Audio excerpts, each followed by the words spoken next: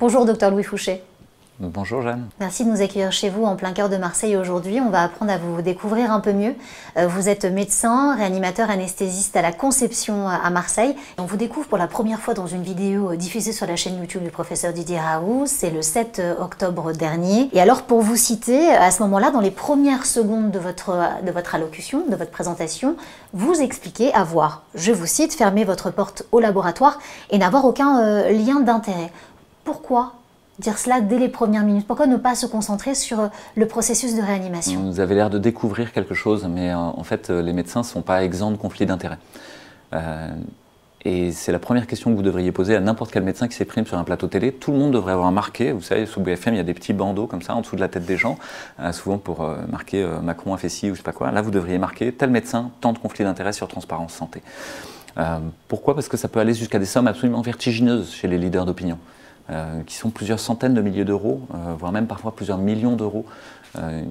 Et c'est une nécessité légale, normalement, que de devoir le dire. Donc moi, j'ai 450 € de conflit d'intérêts sur la base Transparence Santé. C'est un peu compliqué pour le grand public d'aller voir, mais ils peuvent le retrouver sur covidinfo.net. Il y a un calculateur où ils peuvent y aller par eux-mêmes et trouver les conflits d'intérêts des différents médecins et professeurs. Et puis parce que ça dit quelque part d'où je parle.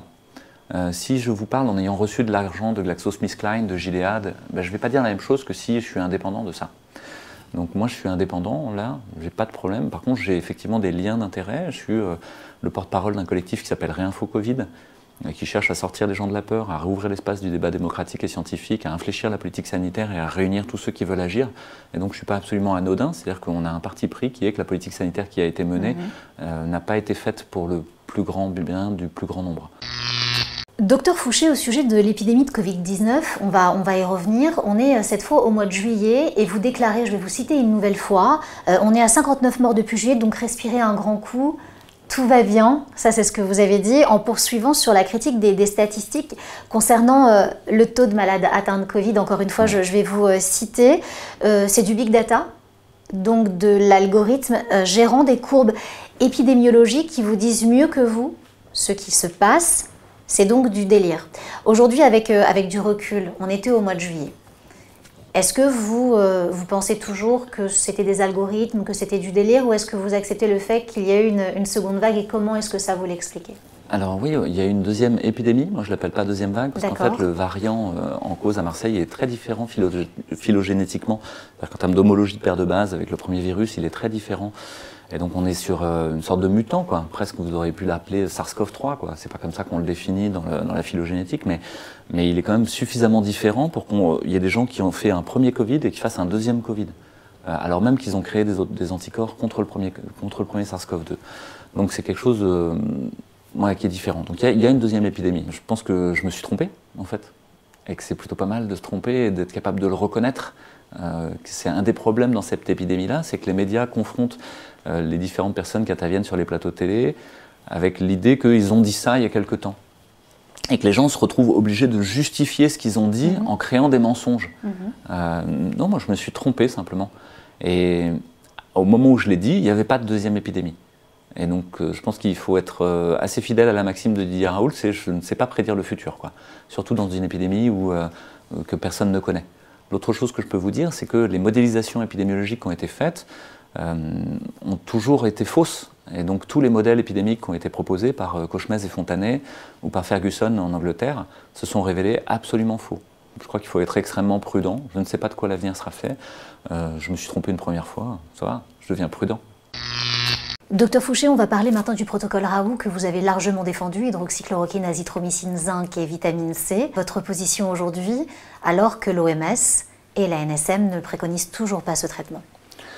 Oui, alors si vous posez l'OMS et la NSM comme ceux qui sont en charge de vous dire la vérité, vous vous trompez lourdement.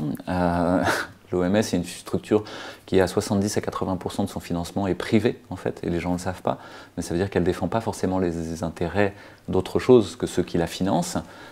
Et puis l'ANSM, vous avez peut-être vu que son directeur a démissionné, que c'est pas si clair, que pendant longtemps ça a été l'agence du médicament, la même qui n'a pas arrêté le Mediator pendant l'affaire du Mediator pendant 5 ans. Méfie, comme on dit ici, méfiez-vous de ces instances qui sont en charge de vous dire la vérité, comme vous deviez vous méfier des fact-checkers du Monde, de Libération, qui seraient en charge de vous dire la vérité mieux que vous.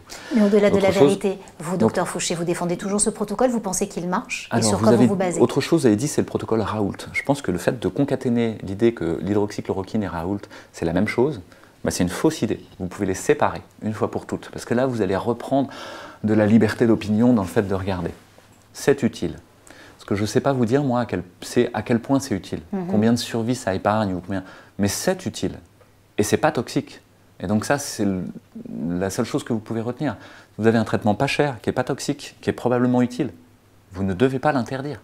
Vous devez le laisser faire et laisser les médecins prescrire. Et puis qu'il y a des conflits d'intérêts dans cette histoire qui montrent une espèce de corruption systémique qu'on n'avait pas forcément vue, qu'on n'avait pas voulu voir, qui est le fait qu'il y a trop d'argent en jeu, qu'il y a des laboratoires pharmaceutiques qui ont des enjeux financiers très importants, il y a des profiteurs de guerre, hein, comme on appelle ça, et que le fait de défendre du repositionnement moléculaire, c'est-à-dire en gros des anciens médicaments qui vont rien coûter et qu'on va remettre sur le marché, qu'on va réutiliser dans une autre indication, il n'y a pas de modèle économique que ça défende. Et donc ça va être très décrié parce que ça va nuire aux intérêts de ceux qui avaient de l'argent à se faire.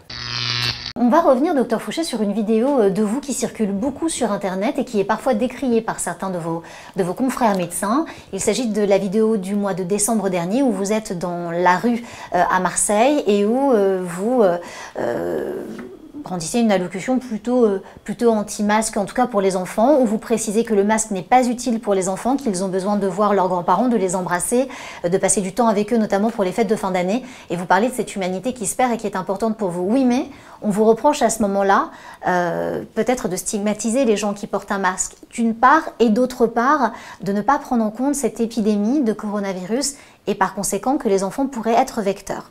Donc il y a là un premier point auquel vous allez me répondre. Et le second point, forcément, docteur Fouché, c'est qu'on vous a mis dans une case à ce moment-là d'anti-masque. Est-ce que vous êtes anti-masque? Quelle est votre position sur le masque? Donc il y a ces deux questions. Je ne suis ni pro-masque ni anti-masque. Je considère que c'est un traitement comme un autre, en fait, qui doit être évalué dans ses modalités d'administration, c'est-à-dire comment est-ce qu'on le donne, quelle est la dose, quelle est l'indication thérapeutique, quels sont les bénéfices et quels sont les risques. Et qu'ensuite, il faut faire un choix. C'est-à-dire, in fine, vous devez prendre la responsabilité de dire est-ce que je pense que là, il faut le faire ou qu'il ne faut pas le faire. En ayant fait cette balance des bénéfices et des risques et du rationnel théorique qu'il y a derrière, pour les enfants, je pense que le masque pour les enfants n'est pas adapté, qu'il est même presque une perversion. Parce que les enfants ne sont pas vecteurs, ils ne sont pas contaminants et ils ne sont pas réservoirs. Donc mon discours, ce n'est pas celui de dire le masque ne sert à rien. Le masque est utile dans plein de cas précis, mais il n'est pas utile dans la rue. C'est une imposture en fait, et tout le monde le sait. Quand les gens se trimballent avec leur masque d'il y a 3 semaines, dans lequel ils ont craché pendant tout ce temps-là, ça ne va pas les protéger, quoi. Est-ce que ce masque, il a vraiment atteint son objectif, c'est-à-dire de diminuer les vers zéro et de diminuer la charge sur les hôpitaux et la réanimation? Ben non.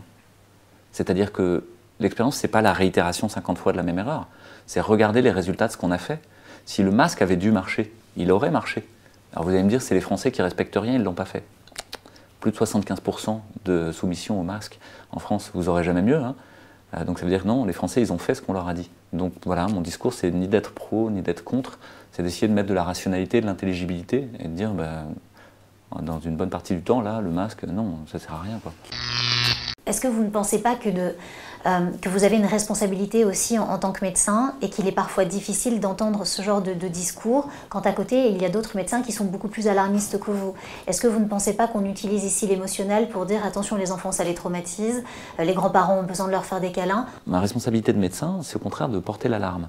Et si on est divisé au sein des médecins, au fond c'est une très bonne chose déjà. Ça veut dire qu'il y a une pluralité de discours et que c'est vivant. Quand tout le monde pense pareil, c'est plus vivant. Ça veut dire que c'est de la propagande.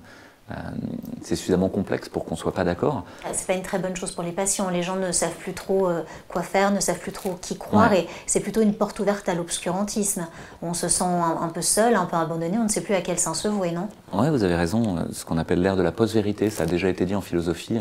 Ça date pas du Covid, c'était déjà là avant. En fait, on avait du mal à savoir quelle était la vérité.